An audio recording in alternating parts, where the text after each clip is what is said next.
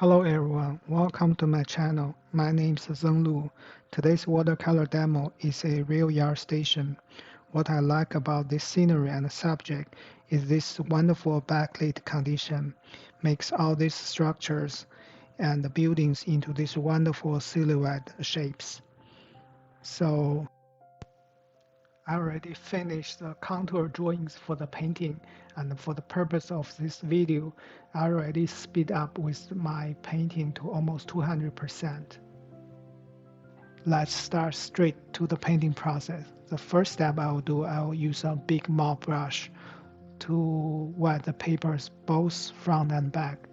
The reason to do this is to get this opportunity to create these wonderful soft edges, especially at the beginning of the painting.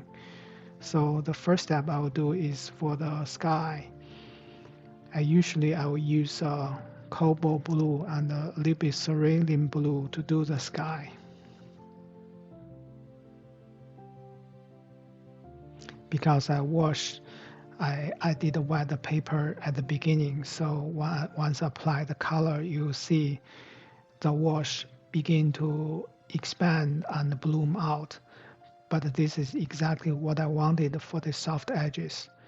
Sometimes I'll carefully cut off the shape, but sometimes I just painting through because I know later on I can always lift out for the areas I want to preserve the white.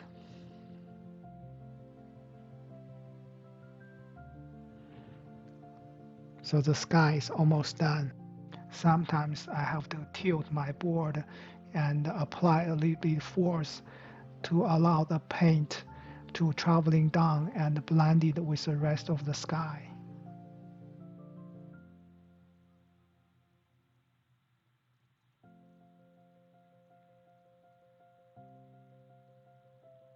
So the second part, I'll start with the middle tones, especially these middle values. I'll start the shadow side, this little barn on the left, as well as the housings and the structure behind the main real line buildings.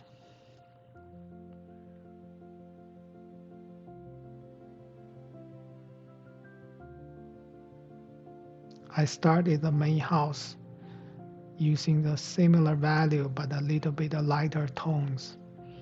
At this stage, I didn't care about this little color transition, but try to connect the big shapes as much as I can to make the whole middle tones almost one big shape, almost one color with a little bit limited color variation.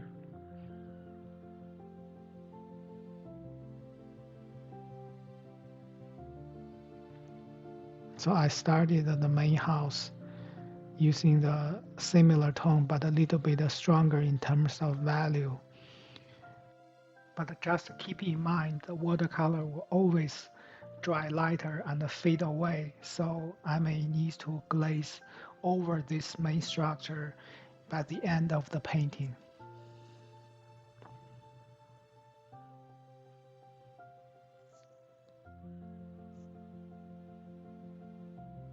You see some of the colors invading into the sky, but I can always use a synthetic brush to lift out and reapply the blue sky color.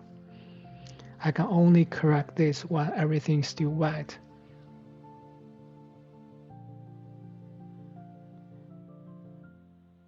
So I start all these windows, this darker color, and some of the architectural details.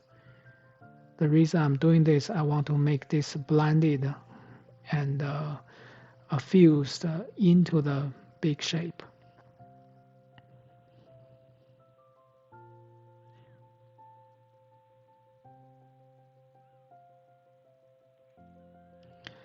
A little bit of color on the left side, this windmill. Sometimes once I apply this yellow creamy color, I see some of the similar tones and the values, and I will apply the similar color here and there. But overall, I kept it pretty consistent for the big middle tone, big wash. So this structure is almost done. I will start it with all this wonderful foliage and canopies now. Because I want to have soft edges, so I use a little bit of clean water to almost prevent the paper a little bit once again. Try to find this lost and found and the soft edges. So I started the canopy now. I typically use this Chinese calligraphy brush because I like it because it's almost a combination of a mop brush as well as the flat brush. Another reason I like using it because of the variety of brush marks it can produce.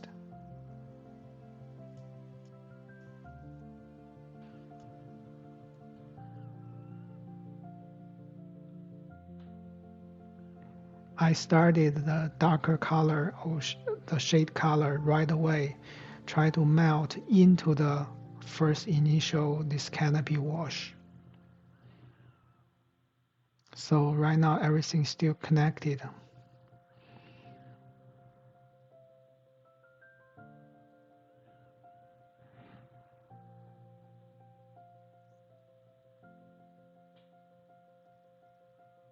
I switch out to a synthetic brush. The reason I'm doing this because I need to apply a fairly dark values for the shadow side of the canopies. Again, I'm doing this white on white, try to melt the color together. I carefully a little bit cut off for the signs or for some of the structures, the highlight for the structures. But the purpose of doing this wash is still connecting the darker side, connecting to the shadow side. The reason for doing this is try to make this, at this stage, the big shapes readable.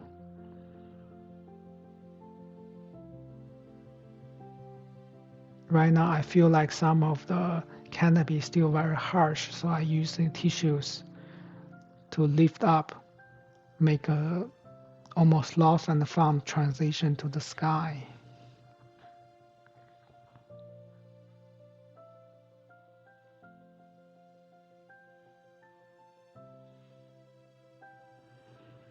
I start to paint a little bit foreground, the grass areas, almost the road median. And then I will start the foreground, the little hardscape areas, using a gray tone. And right now I'm doing is I use the green color to do to the grassy areas. What I'm doing is try to mix the color between the grass and the hardscape, the two colors mixing together on the paper, so everything's mixed together.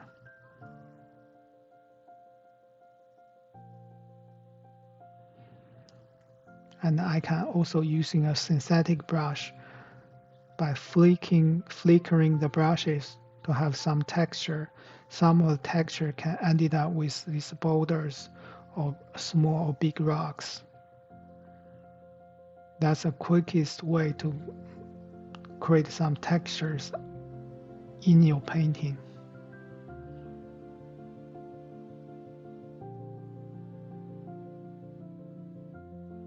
What I'm doing now is using a synthetic brush to define the shapes a little bit better on the left side, the windmill. Again, at this stage, some of the detail work, but I almost just applied the Chinese or Japanese calligraphy. Here I'm talking about the economy of the brush strokes. For my style, particularly this impressionistic painting, sometimes I realize the less brush stroke you applied, sometimes a better result you can end it up with. So what happened here, the viewer can complete the image mentally in their mind without apply too much strokes and overworking your subject.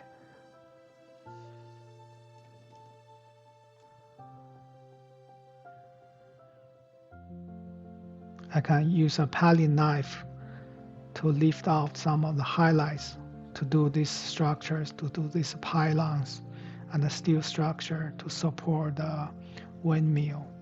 And again, I'm connecting to the windmill to the darker part and shady side of this barn structure. I give a little bit of quick brush and show the three-dimensionality of the windmill. And then I'll do the shadows on the roof lines.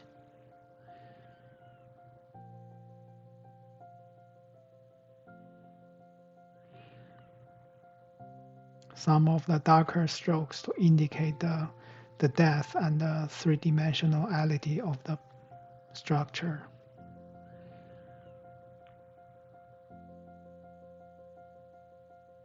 I can always lift out and make it softer and create this mysterious feel on the left side of the painting, also because it's far away from the center of interest. Right now I start the main subject, start from the top chimney, and what I'm doing right now is a very quick and a confident brush strokes, just one brush stroke separating from the rooftop, from the roof line to the background skies. Little texture on the roof.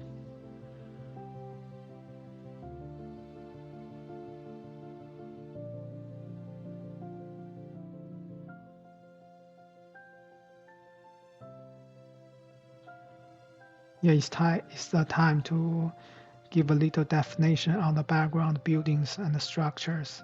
Again, just a very confident brush strokes. Just one or two brush strokes to define the windows, the trim lines, as well as some of the tools, structures, vehicles in the front. Again, this is just a pure Chinese or Japanese calligraphy. Sometimes watercolor is all about the brush marks, the variety of brush marks you can make on your painting.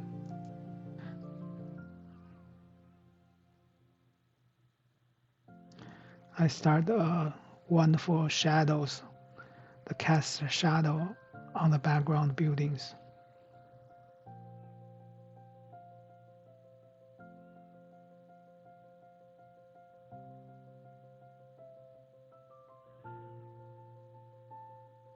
Some of the vertical poles here and there.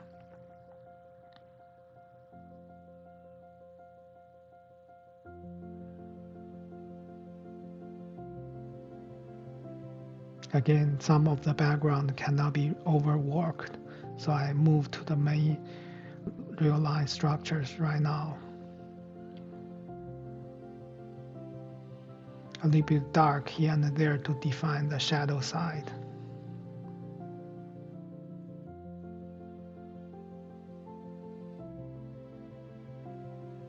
Start doing a little bit of architectural details.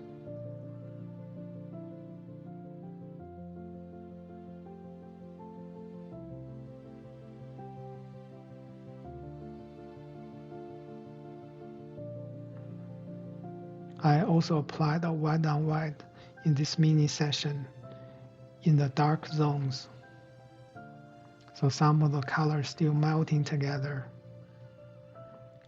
Again, because it's this backlit condition, so the architectural details is not as important as the overall shapes and the relationships.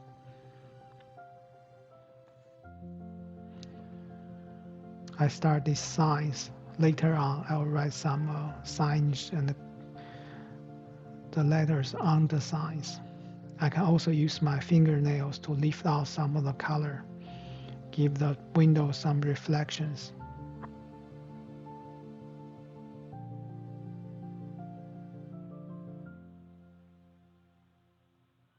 I start working on the right side of the building. Again, because this is moving away from the center of interest, so I don't need to do as much detailed work. Some of the texture of the siding or the wood texture, so I just quickly brush through some of the brush marks. Again, we are doing the overall painting, not the particular the piece of architecture. So anything contribute the center of interest I'm going to do. If it's not, I just ignore the details.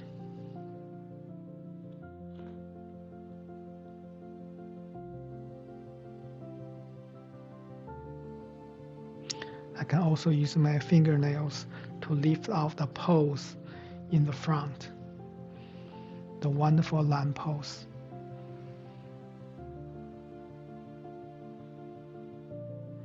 As you can see, I use my fingernails quite a lot to scratch out some of the lines and highlights.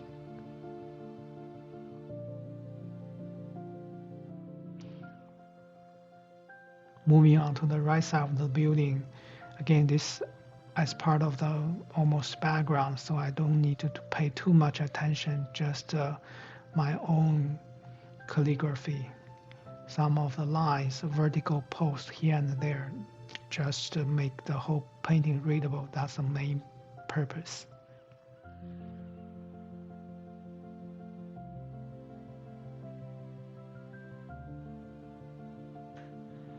Right now you can see the whole painting start to assuming the final stage.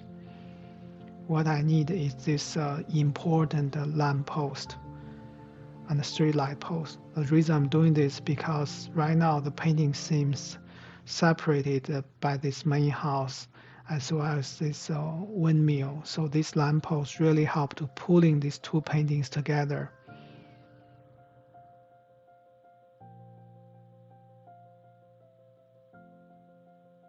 Some posts here and there. So right now, once I get posts in, you feel the painting is connected. I will do some of the more of this electric wires and poles. This will help further connecting your middle shape to the sky. This is still the pure Chinese calligraphy. Just a very confident brush strokes. I'll do a major and a big one on the right side. The reason I'm doing this is I can push all this main house and the structures into this wonderful background. So you have this layered approach. I can also lift out some of the highlights of this big major post.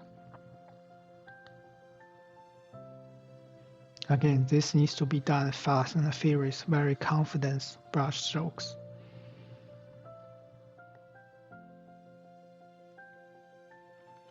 I'll use a rigger to connecting the post to the wires. These wires also helping to connecting your middle ground to the upper, to the skyline. So everything is connected.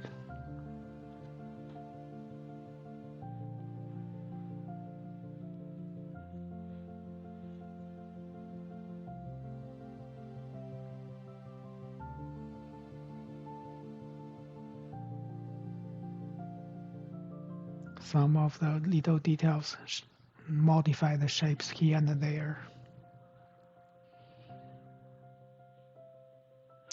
Again, I already predict this. As I mentioned before, I feel like the main house is still pretty weak because the watercolor always dry lighter than you anticipated. So almost to the final stage, I need to glaze the main house once again. Before I'm doing that, I will do this flags. Again, to the least amount of brush strokes. Just a few red stripes. And then that's it. This is my style, impressionistic.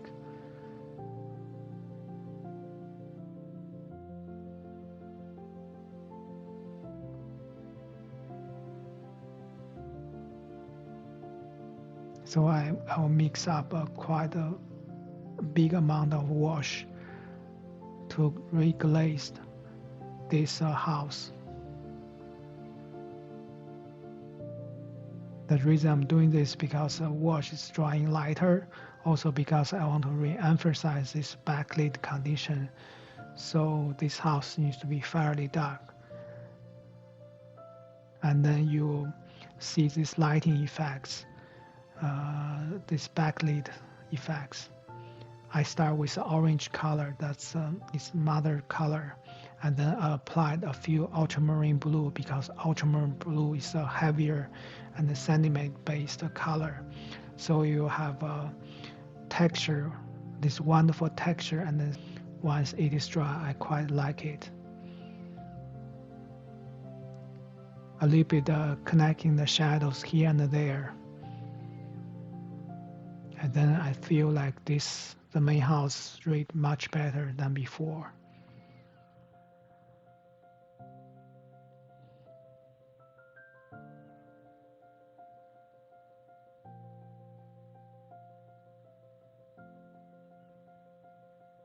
I can also lift out some of the lamps.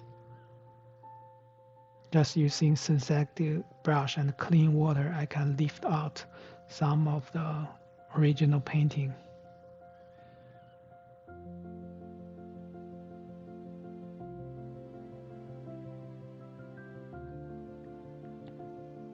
In addition to that, I can also use the Chinese white watercolor as well as the lavender color to positively draw some of the highlights in these still moist areas.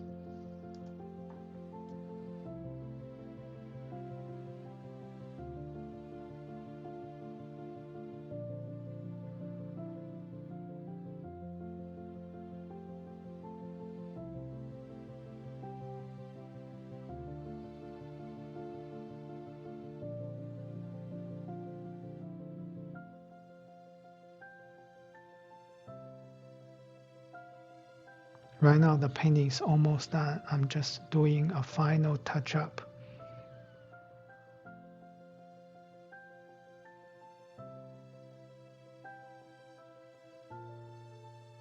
I use a little bit gouache to bring back some of the highlights. But the trick is you have to use the gouache very sparingly, otherwise you will lose the freshness and the transparent character of the watercolor. So I use in the end and use very sparsely.